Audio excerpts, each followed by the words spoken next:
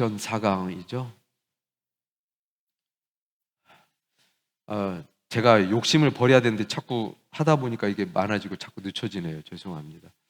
우리 시편 시작과 끝을 보면 시편 150편까지인데 1편과 2편이 뭐로 되어 있냐면 서론이라고 볼 수 있다고 그랬죠. 서론. 근데 하나님을 율법을 1편의 주제는 뭐냐면 하나님의 율법을 즐거워하는 자가 복이 있다 그랬습니다. 하나님의 율법을 즐거워하는 자 아시죠? 여호와의 율법을 주야로 묵상하는 자 복이 있다. 2편의 핵심 주제는 그 아들에게 입 맞추는 자가 복이 있다. 시편 2편 한번 펴서 보시면 시편 2편은요 예수님 메시아가 주제예요. 그래서 시편 2편도 꼭 한번 보세요. 그래서 시편 2편에 보면 뒷부분에 가서 그 아들에게 입 맞추는 자라는 부분이 나오는데 그 아들이 누구죠? 예수님이에요. 하나님의 아들. 그래서 시편 1편은 율법, 시편 2편은 그 아들인데 이것은 복음입니다. 복음. 그래서 시편의 서론에서 율법과 복음이 같이 나와요. 여러분 시편 1편은 아시지만 2편은 잘 안 읽어보셨죠? 성경 공부 기간이니까 시편 2편을 꼭 한번 읽어보세요. 예수 그리스도, 하나님의 아들 예수 그리스도 메시아에 대한 상징과 비유가 많이 나오는데 계시죠. 그래서 시편 1편과 2편은 시편으로 말하면 서론인데 율법과 복음이 나오고 있습니다. 근데 이제 그러면 결론으로 가보면 결론은 어디에 있을까요? 시편 맨 뒤에 가보면 150편이죠. 이곳의 결론은 뭐죠? 호흡이 있는 자는 여호와를 찬양하라. 할렐루야.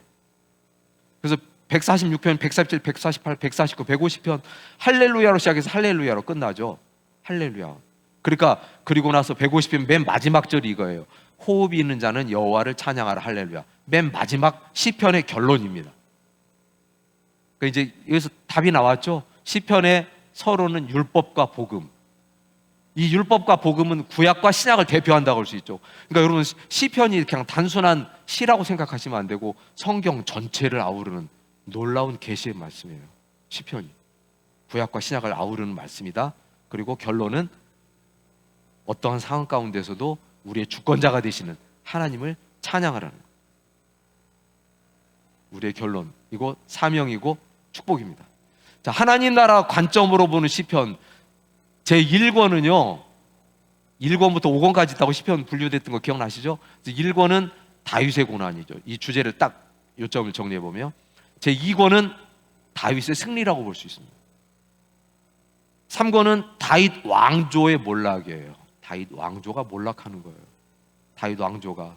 그래서 다윗과 그 왕조들의 그 신음과 고통 가운데. 그래서 제4권은 그런데 바벨론 포로가 회상하면서 하나님의 통치를 찬양하는 부분이 주를 이루죠. 그래서 제5권은 감사, 기쁨, 포로에서 귀환되는 것에 대해서 기뻐하고 감사하고 그리고 하나님의 통치를 기다리면서 새로운 시대를 기다리는 것이 시편의 제5권입니다.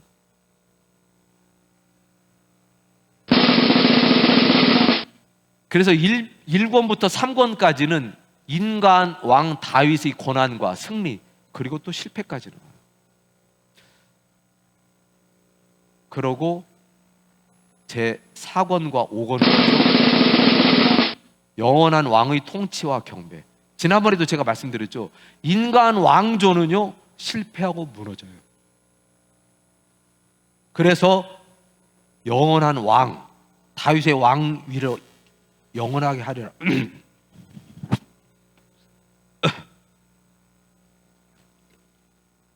다윗 왕 언약을 약속하신 것은요 다윗 왕은 무너지지만 그 후손으로 오시는 메시아 예수님 영원한 통치자 예수님은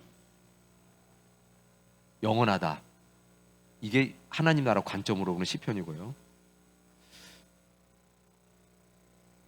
자, 시편과 신약 관계를 보겠습니다. 시편하고 신약하고 관계를 한번 볼게요. 시편의 예언이 신약에서 성취가 돼요. 시간이 어떻게 다음 시간까지가 이제 5강까지면 마지막인데 어떻게 될지 저한테 주어진 시간이 어떻게 될지 모르겠는데 이 시편의 많은 부분들이 신약에서 성취가 돼요. 그래서 첫 시간에 제가 말씀드렸죠. 신약 성경에서 가장 많이 인용되는 구약 성경이 시편입니다. 예수님도 시편을 가장 많이 예를 들었고 사도 바울도 다른 제자들도 시편을 가장 많이 인용을 해서 신약 성경에서 이용을 해요. 그래서 시편의 예언이 신약에서 성취되는데 바로 예수 그리스도를 통해서 성취가 됩니다. 예수 그리스도를 통해서 시편의 예언이 신약에서 성취가 되죠. 그리고 시편의 말씀이 신약 성경을 이해하는데 굉장히 중요한 역할을 합니다. 신약 성경을 이해하는데 시편이 매우 중요한 역할을 해요. 아까 앞에서 제가 말씀드렸지만 시편에서의 찬양과 찬양과 예배, 하나님과 소통하는 법, 하나님과 기도하는 법, 이 시편에서부터 다 비롯된 거예요. 그래서 초기 교회들 예배를 드릴 때 예전 이 시편에서 다 비롯되고, 그 다음에 예수님께서도 시편을 통해서 인용하면서 말씀하셨고 제자들도 시편을 통해서 인용을 했죠.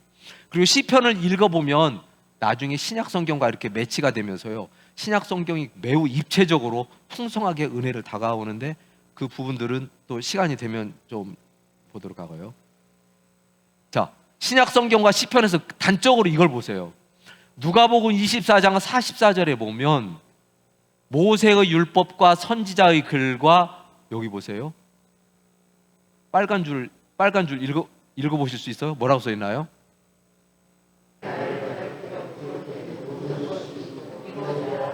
이거 지금 예수님 말씀이에요. 예수님께서 콕 집어가지고 시편을 콕 집어서 말씀하시는 거예요. 모세의 율법과 선지자의 글은 모세 오경, 선지자의 글을 통틀어서 말씀하셨거든요.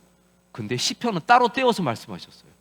모세 율법과 선지자의 글 아울러서 얘기한 다음에 시편을 콕 찍어가지고 누가복음 24장 44절에 보면 시편에서 나를 가리켜 기록된 것이 모든 것이 이루어져야 하리라. 이게 예수님의 말씀이에요. 그러니까 시편이 얼마나 위대한 성경인지 알 수 있겠죠. 예수님께서 콕 집어서 시편에서 기록된 것이 이루어져.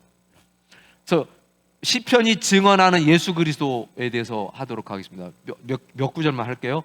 시편은 예수님의 성육신 탄생에 하는 구절을 상징하는 말씀이 뭐냐면 시편 2장 2편 7편 내가 여호와의 명령을 전하노라. 여호와께서 내게 이르시되 너는 내 아들이라. 오늘 내가 너를 낳았도다. 앞에서 제가 말씀드린 시편 2편이 메시아 예수 그리스도를 말씀한다고 그랬는데 내가 오늘 너를 낳았도다. 너는 내 아들이라. 예수님께서 성육신으로 이 땅에 오시고 탄생하실 것을 이렇게 말씀하신 예수님의 탄생이 시편에 나오고요. 그 다음에 순환. 자, 이 순환에 대해서는 조금 몇 개를 더 볼 게 있는데 시편 22편 여러분들 꼭 가서 보세요. 시편 22편 보면 예수님이 당할 순환이 여기서 정말 신기하게 기록되어 있어요. 보실래요? 시편 22편 1절에 보면 이거 다윗이 쓴 거예요. 다윗은 예수님보다도 1000년 정도 앞선 사람이거든요. 근데 다윗이 뭐라고 고백하냐면 내 하나님이여 내 하나님이여 어찌 나를 버리셨나이까. 여러분 이거 어디서 많이 듣던 것 같지 않으세요? 누구 기도죠? 십자가상에서 예수님. 마태복음 27장 48절 마가복음에도 나와요. 똑같이 나와요. 제9시쯤에 예수께서 크게 소리질러 이르시되 엘리엘리 라마 사박다바 하시니 이는 곧 나의 하나님 나의 하나님 어찌하여 나를 버리셨나이까. 자, 아이 우연히 일치한 거 아니야? 다윗도 저렇게 할 수 있잖아. 우리는 그렇게 생각할 수도 있죠. 에이 설마 다윗이 뭐 알고 했겠어? 우리가 그렇게 성경을 보시면 이건 불신자와 똑같아요. 성령께서 감동하셔서 다윗이 물론 다윗은 자기가 너무나 힘들으니까 이런 기도를 했어요. 자기가 너무너무 힘들으니까. 근데 성령께서 감동하시면서 다윗을 통해서 이런 고백을 하게 하는데 이것이 바로 예수 그리스도에 대한 계시. 1000년 후에 예수님께서 십자가에서 돌아가실 때 나의 하나님 어찌하여 나를 버리셨나이까 똑같잖아요. 이것뿐만이 아니에요. 이제 보십시오. 시편 22편 7절에 보면 나를 보는 자는 다 나를 비웃으며 입술을 삐죽거리고 머리를 흔들며 말해. 머리를 흔들며 다윗을 비웃는 사람들. 근데 여러분 보세요. 마태복음 27장 39절에 보면 지나가는 자들이 자기 머리를 흔들며 예수를 모욕하더라. 예수님께서 십자가에 돌아가시는데 그 앞을 지나가는 사람들이 머리를 흔들면서 입을 삐죽거리면서 예수님을 조롱하는 거예요. 거의 같은 뉘앙스죠. 다윗이 당하는 고난이 누구의 고난인 거죠? 예수님의 고난. 다윗은 누구를 예표한다고요? 예수 그리스도를 예표하는 인물입니다. 자, 8절에 보면 그가 여호와께 의탁하니 구원하실 걸 그를 기뻐하시니 건지실 걸 하나이다. 지금 다윗이 막 자기를 비우는 사람들 향해서 이렇게 막 시를 쓰는 거예요. 1000년 전에. 근데 마태복음 20장 43절에 보면 사람들이 예수님을 비웃으면서 뭐라고 하죠? 그가 하나님을 신뢰하니 하나님이 원하시면 이제 구원하실지라 그의 말이 나는 하나님의 아들이라 하였도다. 또 거의 의미가 같잖아요. 하나님이 너 구원하실 거야 하고 비우는 거. 지금 다윗의 고난, 다윗이 당하는 처지, 예수님께서 십자가에서 당하는 고난과 지금 겹치고 있어요. 15절에 보면 내 힘이 말라 질그릇 조각 같고 내 혀가 입 천장에 붙었나이다. 혀가 입 천장에 붙었다는 건 뭐죠? 그 후에 예수께서 모든 일이 이미 이루신 줄 아시고 성경을 응하게 하려 하사 이르시되 내가 목마르다. 십자가상에서 내가 목마르다.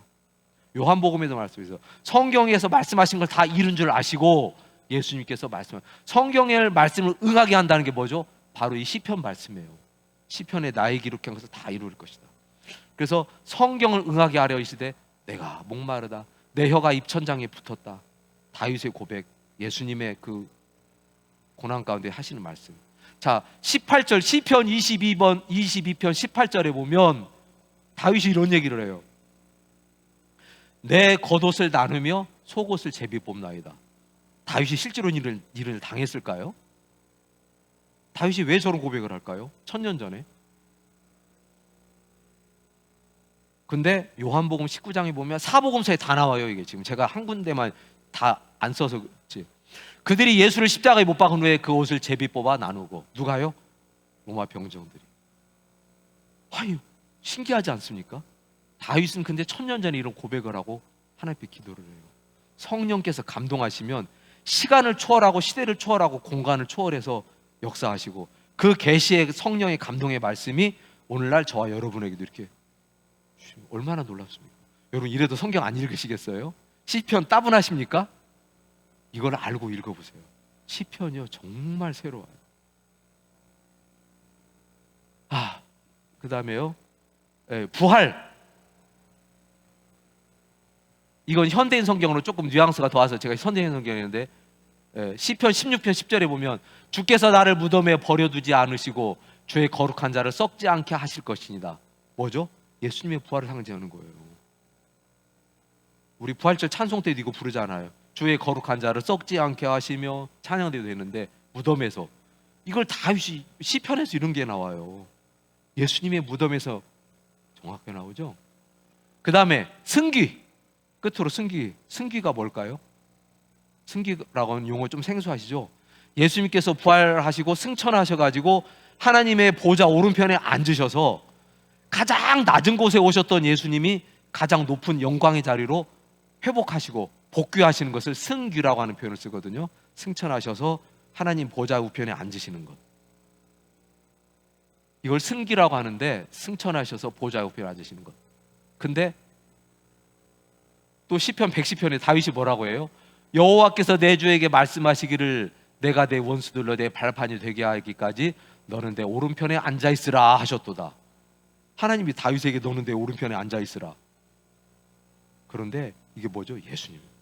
예수님께서 부활 승천하셔서 내 하나님 보좌 우편에 앉으셨잖아요. 사도신경에도 우리 고백하시죠? 이게 승귀입니다. 승귀. 예수님께서 부활 승천하셔서 하나님 보좌 우편에 앉으셔서 우리를 위해서 중보하시고 기도하시고 그러다가 나중에 어떻게 하죠? 세상 끝날 종말에 심판하러 오세요. 재림하시고 오시죠.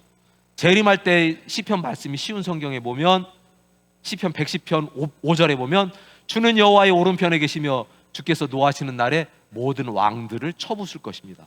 주께서 노하시는 날, 심판의 날 이 땅에 오셔서 이 세상의 왕들을 다 심판하실 것이다. 여러분 그래서 예수님께서 탄생하셔서 수단당하고 고통당하고 죽으시고 부활하시고 승천하시고 보좌 우편에 앉으시고 재림하시는 예수님의 일생이 여기에 다 나와요. 이것뿐만이 아니에요. 제가 시간이 없어서 지금 다 못하는 거예요. 다음 시간에 제가 좀 추가로 더 할 수 있을지 모르겠는데 그래서 여러분들이 이렇게 알고 그래서 성경 공부가 얼마나 유익한지 여러분 그냥 보면 재미없으시잖아요. 제발 성경 공부 좀 나오시고 여러분 자녀들에게 좀 홍보 좀 해서 좀 데리고 나오시고 구역 식구들 기독교 교리는 시간이 많이 지났으니까 다음 시간에 해야 될 것 같습니다. 죄송합니다. 제가 기도하고 회하고 마치겠습니다. 하나님 감사합니다. 오늘 또 하나님 말씀을 듣고 성경 공부를 하였습니다. 하나님 말씀이 우리 안에 심어지기를 원합니다. 심겨진 말씀이 30배, 60배, 100배 결실하기를 원합니다. 그래야 해서 우리 삶이 예배가 되고 예배가 우리 삶이 되어서 세상에 나가서 축복의 통로, 복음의 통로로 사용받는 하나님의 수단, 하나님의 그릇 되게 하여 주시옵소서. 돌아가는 발걸음도 함께 하실 줄 믿사옵고 예수님 이름으로 기도합니다.